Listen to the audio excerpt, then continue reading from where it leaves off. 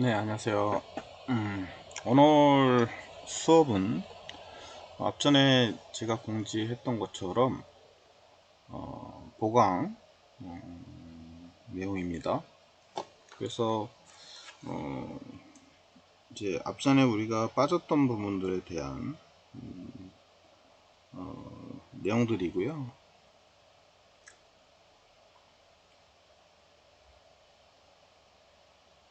앞전에 이제 공지했던 것처럼 우리가 며칠이냐면은 이제 3월 9일 거가 이제 오늘 6월 8일 날 하는 거고요. 이게 이제 대통령 선거 때 빠진 내용이었습니다. 그 다음에 이번 주 금요일 날 4월 13일 거 개교기념일에 빠졌던 거, 그리고 내일 목요일 날 6월 9일 날 5월 5일 날 어린이날 빠진 거. 어떻게 우리 수요일 날에 휴일이 이번에 많이 잡혔어요. 그리고 한 가지 뒤에 우리가 이제 한 번 더 빠진 게 또 있어요. 그래서 거의 보강으로 할 게 너무 많은데요. 그리고 이번에 지방선거 하면서 또 빠졌고요. 그 다음에 6월 6일 날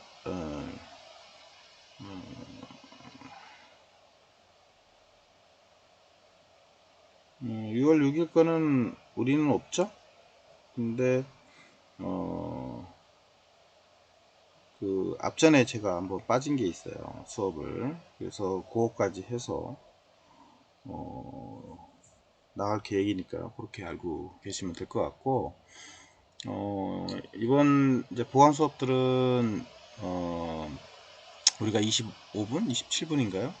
이상 수업하고, 그 다음에 나머지 시간은 여러분들이 제가 문제를 내준 거를 풀어서 과제 제출하는 걸로 이렇게 이제 진행을 하도록 하겠습니다. 그래서 1강, 2강 해가지고 과제 내는 걸로 이렇게 알고 계시면 될 것 같습니다.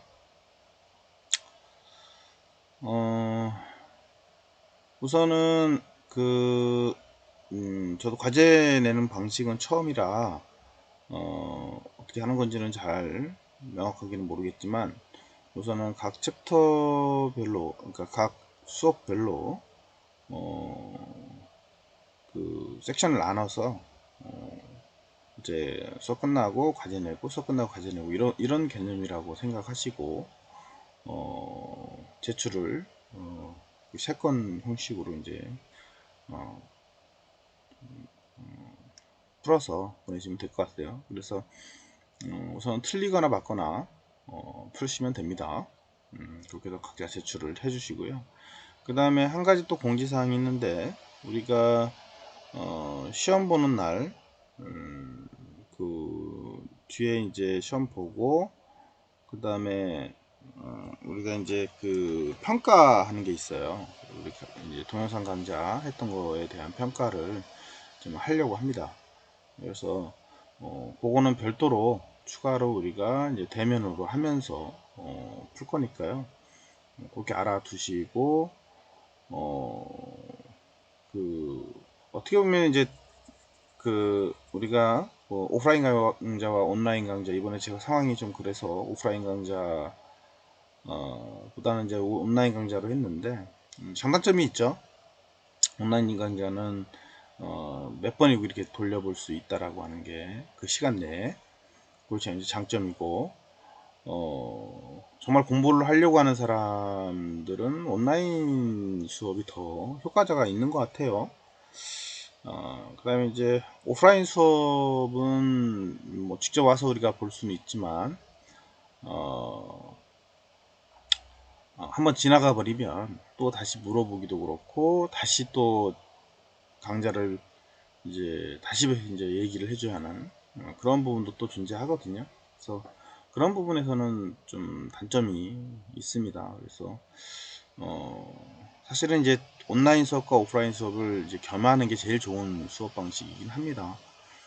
그래서 이번 학기에는 제가 어떤 상황 때문에 어쩔 수 없이 이렇게 됐지만, 여러분들이 그 오프라인보다는 온라인 수업도 괜찮지 않았을까라는 생각이 들어요. 여러분들이 열심히 하려고 했다라고 한다면 정말로 요 수학에 대한 기본적인 거를 배울 수 있는 그런 좋은 방법이 아니었을까라는 생각이 듭니다. 그거는 이제 모르겠어요. 여러분 생각은 어떤지는 모르겠지만 하여튼 그렇고요. 그래서 어쨌거나 이제 우리 수업했던 거에 대한 평가가 있으니까 여러분들이 평가를 잘 해서 해주셨으면 하고요. 그리고 이제 앞전에 제가 수업 시간에 했던 것처럼 우리 수업에 대한 시험은 오프라인으로 해서 대면 수업으로 시험을 볼 텐데요. 제가 이제 마지막 수업 시간에 어떤 걸 낼 건지 다시 한번 찍어주기로 할 건데, 최대한 우리가 점수는 잘 주려고 합니다. 그래서 여러분들이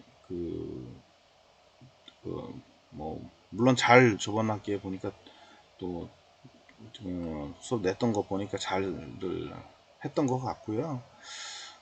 이번에 내용이 좀 많아서 여러분들이 어려워할 수 있을 것 같은데, 그 내용들 다시 한번 짚어 줄 겁니다. 그리고 이 보강 시간에 다시 리뷰 한번 또 해드릴 거니까 그렇게 알고 계시면 될 것 같습니다. 그래서 너무 걱정하지 않아도 될 것 같아요. 시험은 그렇게 이제 공지를 제가 해드리고요. 또 중간에 다시 공지할 때 설명을 드리도록 그렇게 하겠습니다. 우리가 지금 아직 남아있는 게 이제 뒤에 그 미적분이 남아있고요. 그 다음에 확률이 남아있어요. 그래서 그 두 가지를 우리 보강 시간에 나갈 겁니다. 그리고 앞전에 우리가 이제 했던 행렬에 대한 내용 좀 더 오늘 마무리 해드리고, 그 다음에 이제 우리가 리미트라고 하는 이제 극한의 개념이 있는데, 수학에서는 또 그 극한이라고 하는 게 상당히 중요한 의미를 가지고 있죠.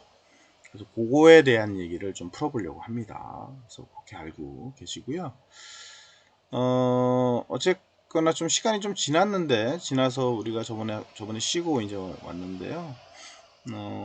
그 우리 행렬에서 우리가 꼭 알아둬야 할 내용들, 그리고 행렬의 표현법, 이거는 꼭 잘 알고 있어야 될 것 같아요. 그리고 우리가 몇 곱하기 몇 행렬이다, 이런 용어를 많이 쓰게 됩니다. 그 행렬의 표현 방법에 대한 거를 잘 알고 계시면 될 것 같고요. 그래서 이제 여기서 이제 A하고 그 다음에 이제 J라고 하고 K라고 이렇게 쓰게 됩니다. 우리 첨자를 가지고, 이게 이제 첨자인데 첨자를 가지고 이렇게 쓰게 되는데, 이때 이제 앞에 있는 게 이제 행이 되는 거죠. 행. 그 다음에 이제 뒤에 K가 이제 열을 의미를 해요. 그래서 행열이다, 이제 이렇게 얘기를 하고 있죠. 그래서 이제 J와 K라는 걸로 표현을 하게 됩니다. 그래서 여기 보면 안에 우리가 얘를 표현을 할 때 안에 이게 이제 대괄호를 열어서 중간에 이제 A 하고 11 이런 식으로 쓴다는 거죠. 그러면 1행 1열, 그 다음 A에 1에 2 이렇게 쓰죠. 그러면 1행 2열 이렇게 얘기를 하죠. 그러니까 이게 이제 행이고요. 그죠? 이게 이제 열이 되는 거죠. 1열, 2열 이렇게 아시겠죠? 이게 이제 열. 이게 가끔 안 쓸 때 헷갈려요. 한번 정의하면 뭐 어렵지 않은데요. 이게 이제 가끔 이제 안 쓰다 보면 이게 행인가 이게 열인가 뭐 이렇게 헷갈릴 경우들이 좀 많이 가끔 있어요. 그러니까 그거 표현할 때 그냥 수직으로 딱 잘라버리면 행이다. 그 다음에 뭐 그 다음에 밑으로 내려서 이제 그 수직으로 해서 쭉 자르면 열이다 이제 라고 하는 거. 이게 이제 가끔 헷갈리는 부분이 있어서 여러분들이 헷갈리지 않도록 했으면 좋겠고요. 그래서 첨자로 쓰더라. 그래서 밑에는 A에 2에 1 이렇게 되는 거죠. 이제 이게 2니까 이게 이제 행이 이제 2가 되는 거죠. 그 다음에 열이 1이고, 그 다음에 여기는 A에 이제 2에 2가 되는 거죠. 이렇게 아시겠죠? 그래서 행과 열을 표현을 한다라고 하는 거. 이 첨자는 꼭 알아두시고요. 그리고 여기서 이제 우리가 정방행렬이라고 하는 거, 스퀘어 매트리스라고 얘기를 하는데, 정방행률은 행과 열이 같은 거예요. 아시겠죠? 그래서 우리가 이행 이혈 이렇게 얘기를 하거든요. m 곱하기 n 행렬 이렇게 얘기를 합니다. 그러면 2 곱하기 2다. 이 소리는 행과 열이 두 가지 일행 같다 라고 하는 것을 말합니다. 그러니까 이제 이런 행렬도 있지만 이렇게 이제 행이 열이 이제 하나인 거죠. 열이 하나예요. 이런 것도 있어요. 그죠?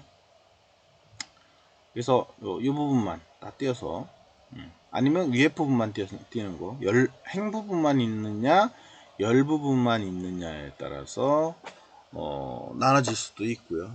그죠? 그래서 그거는 꼭 우리가 숙지를 해놓고 나가시면 될 것 같습니다.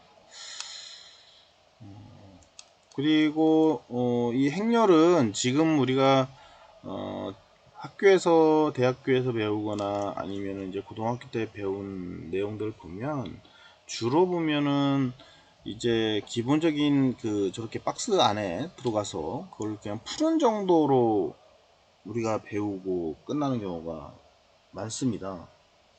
근데 사실은 이 행렬이라고 하는 거는 이제 공간좌표를 우리가 표현을 할 때라든가, 그리고 실제 이제 연립방정식을 풀 때라든가 이때 아주 많이 사용되거든요.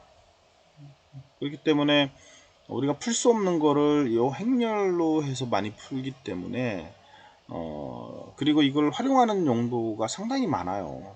실제 로봇팔이라던가 이 공간좌표를 움직일 때 요 행렬을 가지고 많이 풀게 됩니다. 그래서 여러분들이 공장에서 사용되는 그런 로봇 암이라던가 로봇팔들 이런 것들이나 로봇들이 움직이는 거는 다 요 행렬 좌표로 해서 많이 풀게 됩니다.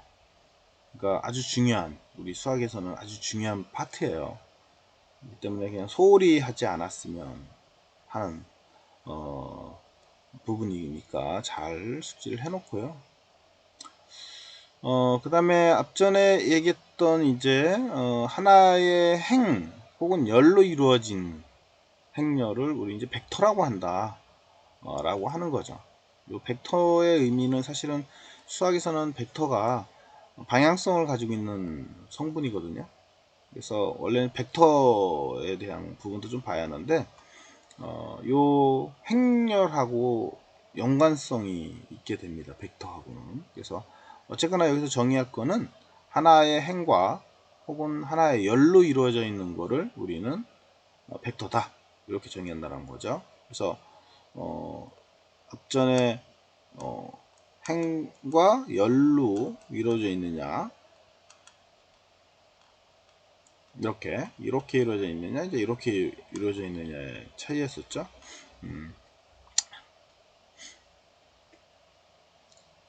그리고 n차원 행벡터, 그 다음에 n차원 행벡터, 그 다음에 m차원 이제 열벡터 이렇게 정의한다는 거를 꼭 여러분들이 기억을 했으면 좋겠습니다. n m m 곱하기 n이라 했잖아요. 그죠? 그러니까 얘하고, 그죠? 그 다음에 얘하고 이렇게 개수가 몇 개냐 이 차이다 라고 보시면 될 것 같습니다.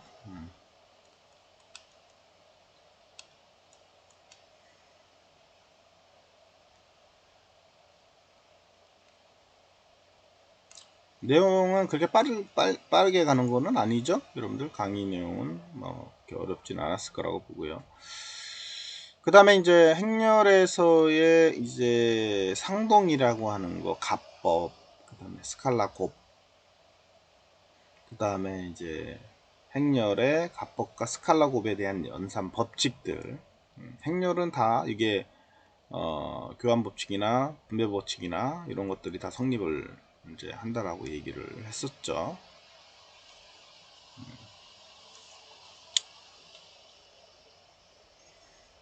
그 다음에 이제 행렬의 곱, 이제 행렬의 곱이 사실은 제일 중요하죠. 요 행렬의 곱이 이제 곱하기를 어떻게 할 거냐, 요게 사실은 중요합니다. 근데 행렬은 곱은 바로 뭐다? 이게 성립하지 않아요. 그러니까 행과 행렬이 하나가 있고요, 행렬이 하나가 또 있어요. 그러면 이 두 개를 곱한다 라고 했을 때 A 행렬과 B 행렬이라는 게 있을 때 이 두 개를 곱했다 라고 하면 이 결과가 나오게 되는데, 이 결과하고 B라는 행렬과 A라는 행렬을 서로 곱했다 라고 하면 이때 나오는 값하고 서로 두 개가 같지가 않아요. 아시겠죠?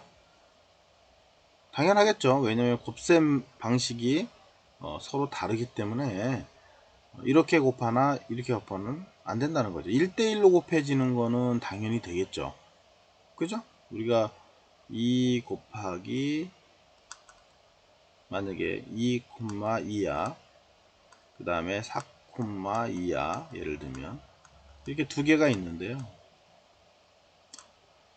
내가 좌표계로 따진다라고 하면은 어때요? 얘하고 얘의 x, 이게 이제 x고요, 이게 y라고 봅시다.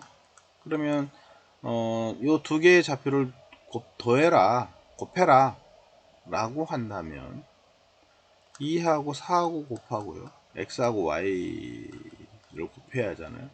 그죠? 그 다음에 2 곱하기 그 다음에 3이면 된다는 거죠. 이렇게 곱하면 자기 좌표가 나오게 됩니다. 그러니까 xy의 좌표가 바뀌어 버리게 되면, 서로 뒤집혀 버리게 되면 그 값이 존재하지 않는다는 거죠. 그냥 이런 경우는 자리 대 자리로 곱한 경우는 문제가 없어요. 근데 얘도 마찬가지죠. 1, 2, 이 행마다 1대1로 곱해지면 상관없다는 거죠.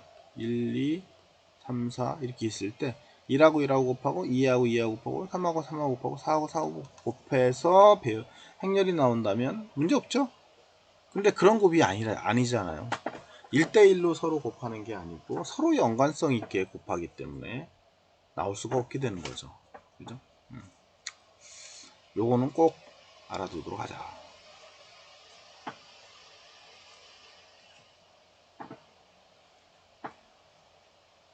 그래서 이렇게 이제 자리를 바꿔서 곱하는 거는 뭐 상관없다 이거죠. 그래서 결합법칙, 분배법칙 이런 것들이 성립을 하더라 라고 했었죠.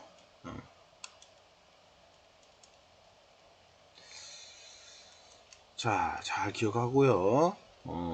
정리 잘 해놓을 수 있도록. 우리 오늘의 키포인트는 요 행렬식의 계산이 상당히 키포인트입니다. 그래서 행렬과 벡터의 내용, 좌표 정리한 거고요. 이거는 꼭 알아두도록 하시고요. 그 다음에 나머지는 쭉 읽어보시면 될 것 같고요. 우리가 이제 연립방정식이라고 하는 걸 우리가 배웠는데, 그 그 연립방정식에 이제 연립방정식도 사실은 이제 우리가 선형이냐 비선형이냐에 따라서 또 달라집니다. 그래서 이제 우리는 여기서는 이제 선형 연립방정식에 대한 거를 따지고 있는데, 선형 연립방정식은 결국은 이제 A가 이렇게 이제 각 상수, 그러니까 x1, x1 상수 부분만 정리를 해놓은 내용이다, 이렇게 보시면 될 것 같습니다. 그래서 요 연립방정식은 요 방정식을 행렬로 표현하는 거죠. 그래서 요 안에 있는 x1, x2, x3을 이렇게 자리를 잡아주고요. 이렇게 이제 자리를 잡아주는 거죠. x, x1, x2, x3에서. 그 다음에 결과식만 또 정리해주고요. 행렬로. 그 다음에 앞에 상수들만 정리를 해놓은 거라고 보시면 될 것 같아요. 그래서 요 연립방정식의 표현은 우리가 어떻게 하는 건지는 잘 정리를 여러분들이 해놨으면 좋겠습니다. 표현 방법이 중요해요. 이거는 이제 우리가 이번 기말고사에 낼 거니까 잘 기억을, 표현 방법. 그래서 요게 이제 앞에가 이제 A라고 놨고 뒤에 X 결과가 B 이렇게 나서 선형 연립방정식의 행렬 표현 방법은 바로 이렇게 표현하더라 라고 하는 거예요. 이 표현 방법 상당히 중요합니다. 잘 기억을 해 놓고 이제 여러분들이 내용을 정리했으면 좋겠고요. 이따가 이 표현 방법에 대한 거를 여러분들 나름대로 정리를 해서 제출을 하는 걸로 그렇게 하겠습니다. 그러니까 이런 식으로 이제 그 연립방정식이 주어진다는 거죠. 그러면 이 연립방정식을 우리가 이제 풀어야 한다. 연립방정식을 정리를 해야 한다. 근데 요거는 지금 전체를 그냥 이렇게 배열로 묶은 겁니다. 그죠? 이 앞에 있는 것 내용과 뒤에 있는 결과값까지 다 합쳐버린 내용이에요.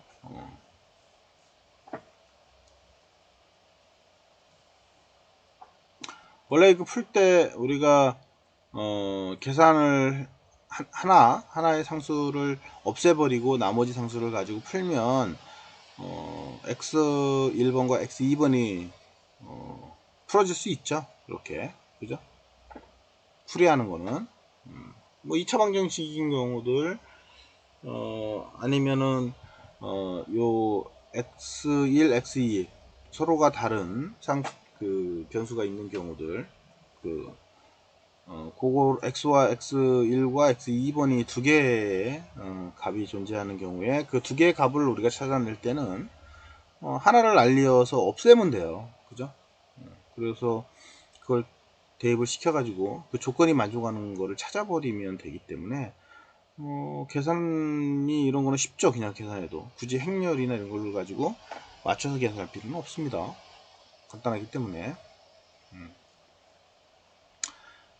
그래서 우리가 방정식에 대한 기본 연산과 행렬에 대한 기본 연산 사이에 이제 우리가 어떻게 표현할 거냐 라고 하는 거예요. 그러니까 방정식으로 해서 우리가 풀 수도 있고요. 그죠? 혹은 행렬에 의해서 이제 풀 수도 있다는 거죠.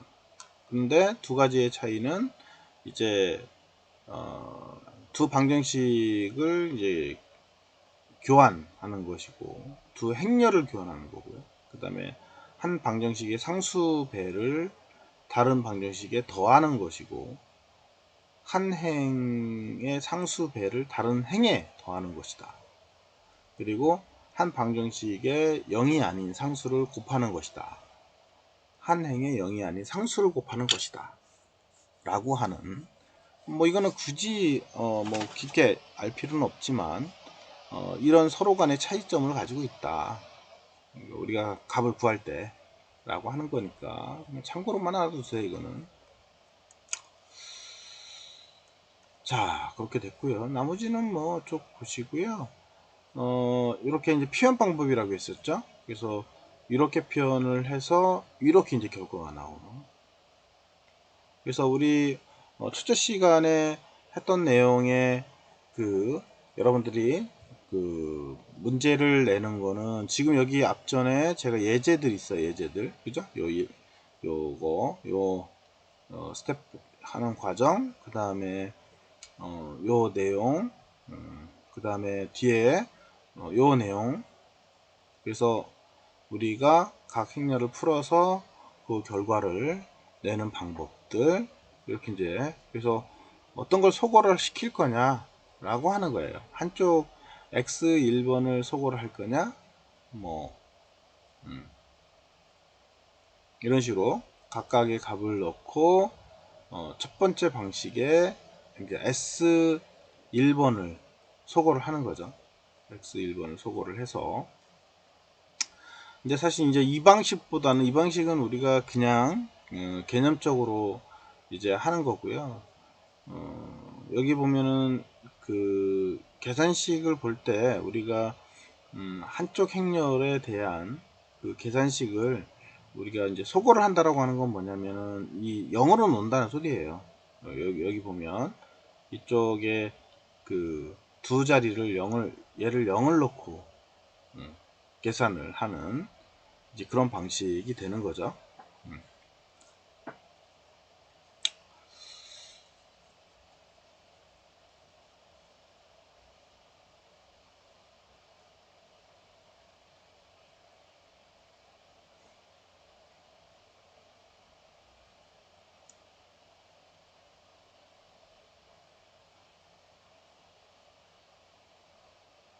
근데 뭐 이 방식은 우리가 잘 안 쓰는데 이거를 지금 현재는 이 가우스 소거법이나 이런 걸 가지고 쓴 것 같아요. 근데 이 방식보다는 우리가 계산을 할 때 뒤에 이거는 그냥 이제 기본적인 연립방정식을 가지고 푸는 과정이고요.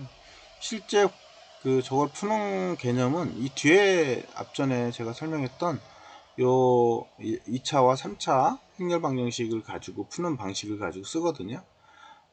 우선은 오늘 첫째 시간에 문제는 요 뒤에 있는 요 2차 방정식 행렬식과 요 표현 방법, 그죠? 요거를 우리가 x 1번과 x 2번 이 두 개의 방정식 값을 어떻게 푸는지 요거를 정리를 하는 걸로 여러분들이 보고서를 내는 걸로 하겠습니다. 그래서 요 뒤에 이제 1차, 2차 행렬 방정식과 3차 행렬 방식을 우리가 어떻게 정리를 하냐, 요 정리하는 게 중요하거든요. 그래서 요 정리하는 거를 여러분들이 풀이 과정으로 써서 뒤에 이제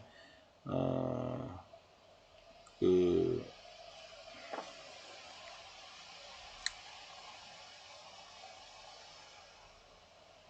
여기는 아니고요. 여기까지만. 여기 저번 시간에 여기까지 나간 거죠? 그죠? 저번 시간에 여기까지 나왔네요. 그래서 여기에 우리가 값을 넣었을 때 x1번과 x2번의 값을 구하는 방정식이거든요. 그래서 여러분들이 풀이하는 거는 앞에 거 말고 뒤에 거, 요 행렬 방정식을 우리가 x1 그 다음에 이제 플러스 x2 가 이제 예를 들면은 뭐 3이다. 그러면 x1이 플러스 4x2가 있다. 그러면 여기가 6이야. 예를 들면 이렇게 이제 두 개의 연립 방식이 있는 거죠. 그랬을 때 x1번은 어떻게 되고 그 다음에 x2번은 어떻게 되느냐 라고 하는 거예요. 요걸 푸는 거거든요.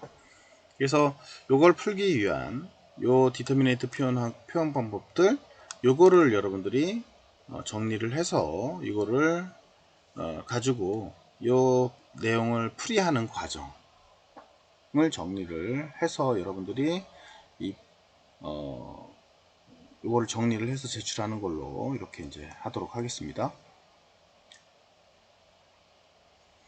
그리고 요 예제를 여러분들이 한 4가지 정도 만들어 보도록 하겠습니다. 아시겠죠? 여러분들은 직접 이 방정식을 만들어서 풀어도 됩니다. 아시겠죠? 그래서 한 두세 가지, 한 4가지 정도, 4개. 요거는 여러분들이 풀고요. 한 4가지 정도는 여러분들이 더 추가로 만드세요. 그냥 앞에 상수를 넣어 가지고 만들어서 요 풀이하는 거를 문제를 만들고 직접 여러분들이 풀이 과정을 해서 결과까지 내는 거를 정리해서 총 5문제를 여러분들이 만들어서 제출하면 되겠습니다. 첫 번째 내용입니다. 자, 좀 쉬었다 나가도록 할게요.